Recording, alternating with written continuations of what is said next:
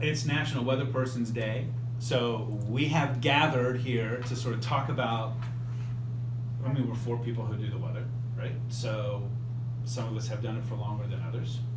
And so just to sort of get over some of the reflections, like why did you get into it? What do you like about it? What kind of changes have you seen?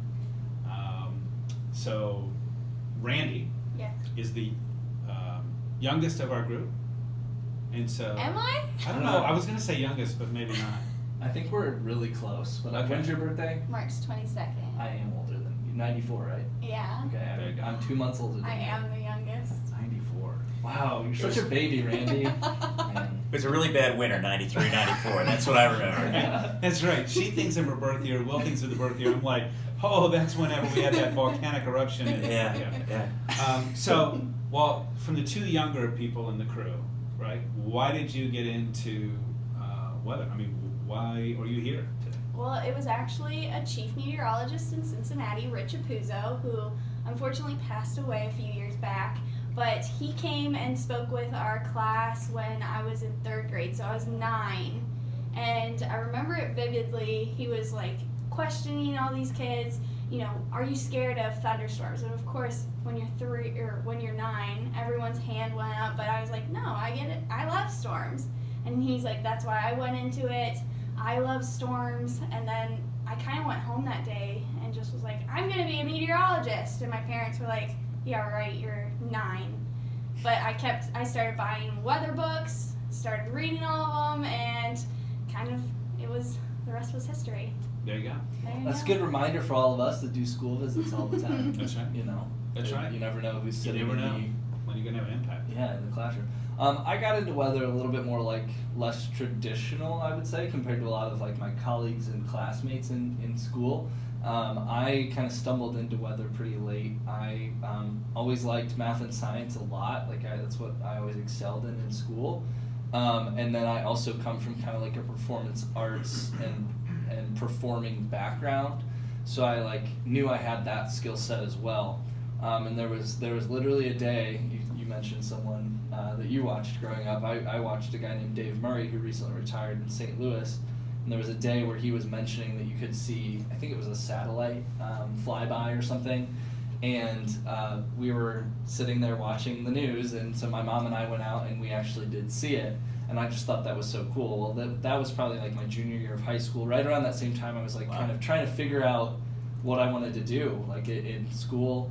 And it was a light bulb that went off. I was like, that seems like such a cool job. You get to talk about science all the time and weather, and then you're also kind of like a communicator and using that skill of being in front of people. And so it was just something that kind of dawned on me. And then what was so funny is I ran upstairs and looked up career personality traits and an assessment of what makes a good meteorologist. And it was I was reading just about myself. It was very cool. So then I just kind of learned more about it, and then it just kept snowballing from there. What about you? I've been in love with the weather since I can remember. 3 years old or younger. When I was little, my parents put me in front of the TV, and I would just watch the local weather, and be completely enamored. So it's just something innate. It's just sort of an inborn, passion. But I remember watching the Weather Channel when they did weather. I mean, I watched the Weather Channel when Jim Cantori had hair, and he didn't look like he just got out of the gym, and I loved it. I mean, I remember watching a squall line cross the state of Pennsylvania on radar and watch the local on the 8s every 10 minutes and watch this sucker cross the state, and it was the most fascinating thing in the world. Like you said, I would measure snow during snowstorms and take videos and write up every storm and make a log of it. And as I got older, my parents are like, are you sure you want this to be your career? There's not a lot. They're looking average meteorology salaries up. They're like, you sure you don't want to go into business? There's not a lot of money in the field and blah blah blah blah. And I just knew I had this laser focus. I knew it was what I wanted to do. I knew that I wanted to be on TV. It's not maybe I wanted to go into the private sector or maybe a governmental forecasting job. I knew I wanted to be on TV, and I was driven by that. But it was easy to figure out where I wanted to go to school. I'm from Pennsylvania. Penn State has a great program, and I worked at the Weather Channel one year, and that was incredible, and I had a lot of other internships along the way, but it was just something that I was driven to do and loved it, and even this day now, this shoot, I've been waking up early talking about the weather for about 17 years. I'm still as passionate about it as I was when I was 3 years old. So I guess I was just lucky. I knew what I wanted to do, and that was it. You are passionate about it, and by the way, I think that's one of the reasons why you're so good at it, and that's the truth. And I think that's why people love you, is because they see you. And I think in the morning especially, when it's like, who wants to be up at this time? So you need somebody, I think, who's passionate and who's like really loves it, and I think that comes off for real. Thank you. And I think that's a credit to you. I don't have such a great story, so and I'm not gonna lie. I'm not gonna lie. No, I came through, but remember, I'm old, really old, and so I came through the journalism door. So my first job at a television station was actually a 3-day-a-week reporter who did the weather on the weekend in Florida, in Gainesville, Florida. And so I always wanted to be a journalist. I always wanted to be, actually at first a newspaper reporter, and then eventually, and then a TV reporter. And so the first job opening that came available that I took, they were like, "Can you do weekend weather?" And I was like, "Sure." Because you never turn down something and you'll figure it out later, So I had a speech background, and so I had done a lot of impromptu speaking, a lot of extemporaneous speaking, so it wasn't scary to me or threatening to me or whatever to stand in front of the camera and not really have a script. I was okay with that. And back in my day, if you were a reporter who could ad-lib, you were the weekend weather person. And that's just the way that it was. It's a very different world today.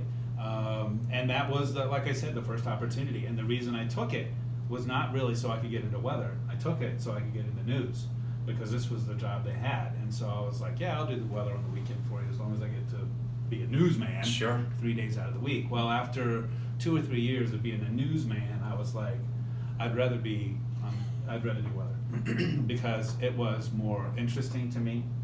And something I've sort of felt like I figured out early on was it's what people pay attention to. So I felt like 100%. I could work very hard all day and do a really good job and explaining a story, and at the end of the day, my feedback was, that was a nice tie.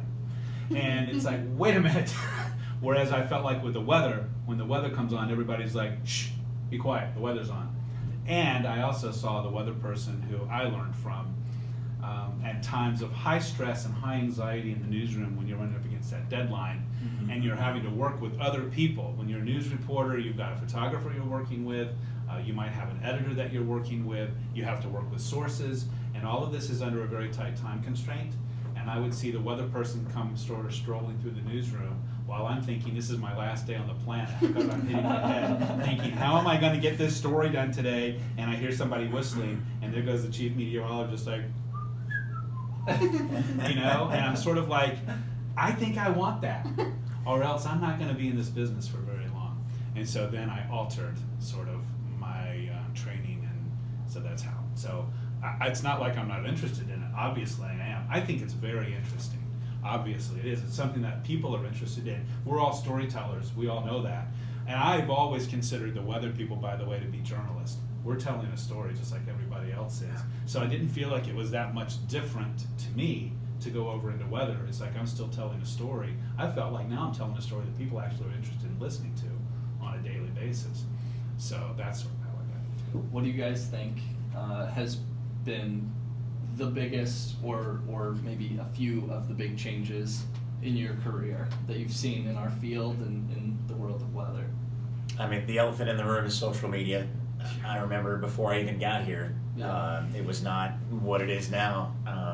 I don't know what your workflows are like, but I think as far as mine goes, it's probably 60% social media and then 40% everything else that we traditionally did 5 years ago, 10 years ago, 20 years ago.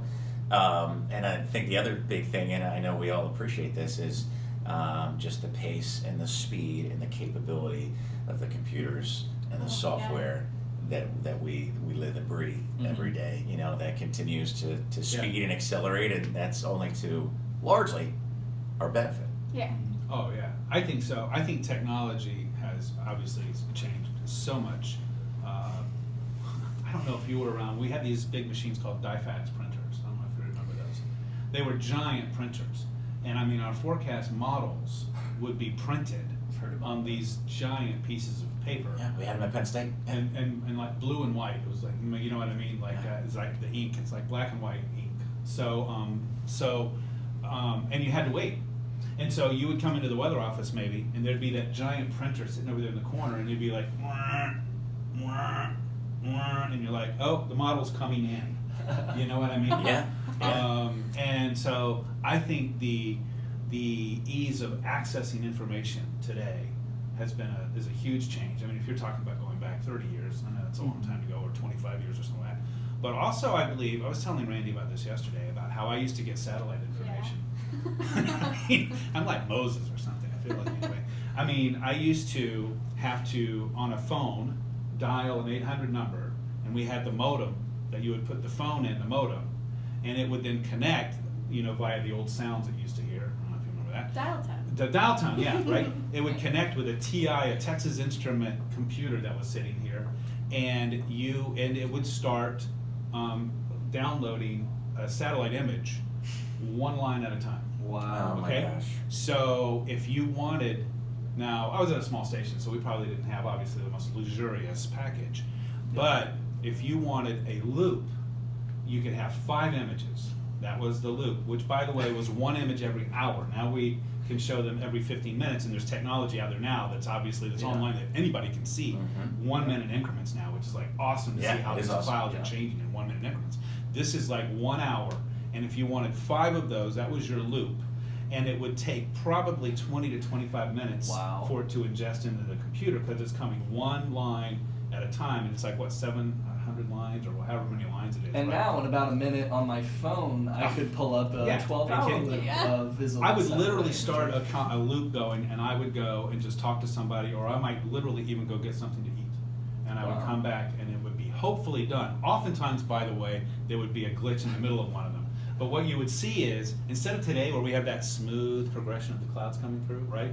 You would have like, so it'd be like, clouds are in North Dakota, clouds are in Minnesota, clouds are in Wisconsin, clouds are in Ohio. Wow. This is what happened today. So it's choppy. It's way choppy.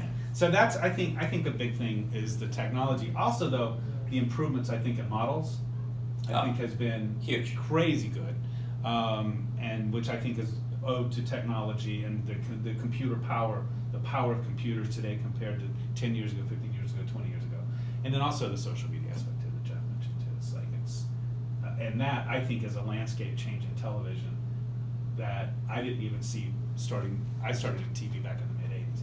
I don't think that there's been a landscape change like this that's going on right now. How people are getting our information and news is changing. What about you guys? You've been in the business 2, 3, 4-ish years. The changes in your career so far? Not as dramatic. Not as dramatic. Where have you been doing your job? Yeah. For me, I think the biggest change has just been, we were obviously very focused on social media when we were even in college still. You saw that switch, I feel like, as we were coming up in this world. But I think in the last few years, we've seen more of a push towards digital, and really pushing out content online just as much as we're focused on what's going to be on TV. I mean, as you guys all know, I think that's the biggest change. I even feel like, even though we've been in this business a short time, our weather graphics computers are just better. They have more capabilities than they did. Like, even when we first started. I was on Fusion for my first. Yeah, and so now we just have better ability in order to forecast the weather, and I think I also have noticed more and more people, I think, are looking for that kind of science explanation, and Facebook Live is like a great resource for that. This is a great resource, and just things like that. The way we're able to connect with people on a much more deep level now and explain a lot more than we can in a traditional 2.5-minute weathercast, it's been kind of cool to see that. I think and to me, the landscape change is that the consumer, are more in charge than ever. It used to be, I mean, again, remember, I'm like Moses, but it was like you had 4 channels, on the box Yeah. that sat in the living room. And Yeah. this is when you're going to watch this, and this is when you're going to watch this, and this is when you're going to. And by the way, no, there's not baseball on a Tuesday night. There's not. You know what I mean? Yeah. None of that. I mean, it just wasn't available. Yeah. And now it's all about the consumer. Yeah. You are telling us where you want your material, which is hard for us in the business, to be honest. We're trying to figure out, okay, how do we stay relevant in that kind of a situation, right? Mm-hmm. How do we meet the needs of the viewer?